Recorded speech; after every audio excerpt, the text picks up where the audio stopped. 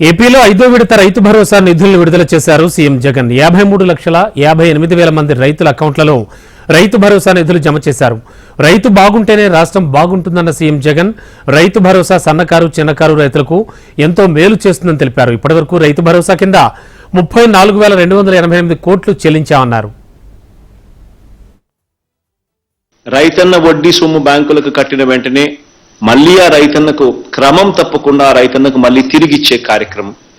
ఈ తిరిగిచ్చే కార్యక్రమంలో భాగంగానే ఈరోజు 2021-22కు సంబంధించిన రుణాలు కానీ లేదా 2022 ఖరీఫ్ పంటలకు సంబంధించి ఈ రుణాల మీద దాదాపుగా 10,79,000 మంది రైతన్నలకు వాళ్ళు కట్టిన వడ్డీని మళ్ళీ ఆ రైతన్నలకు తిరిగి 0 వడ్డీ రూపేణ మళ్ళీ వాళ్లకు తిరిగి రీయింబర్స్ చేస్తూ తిరిగి ఇస్తూ 216 కోట్ల రూపాయలు నేరుగా బటన్ నొక్కి ఈ కార్యక్రమం అయిపోయిన వెంటనే వారి ఖాతాల్లోకి జమ చేసే మరో మంచి కార్యక్రమం కూడా ఈరోజు జరుగుతూ ఉంది.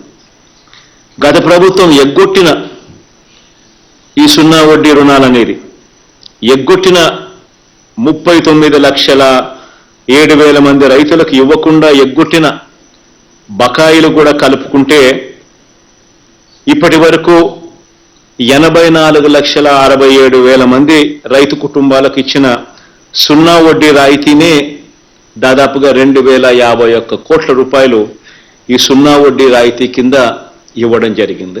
0 వడ్డీకి సంబంధించి మరో 215 కోట్ల రూపాయలు 216 కోట్ల రూపాయలు ఇచ్చే కార్యక్రమం అయితేనేమి, ఈ 2 కార్యక్రమాల ద్వారా ఈ రోజు 1,294 కోట్ల రూపాయలు రైతుల ఖాతాల్లోకి జమ చేసే ఒక మంచి కార్యక్రమం జరుగుతూ ఉంది.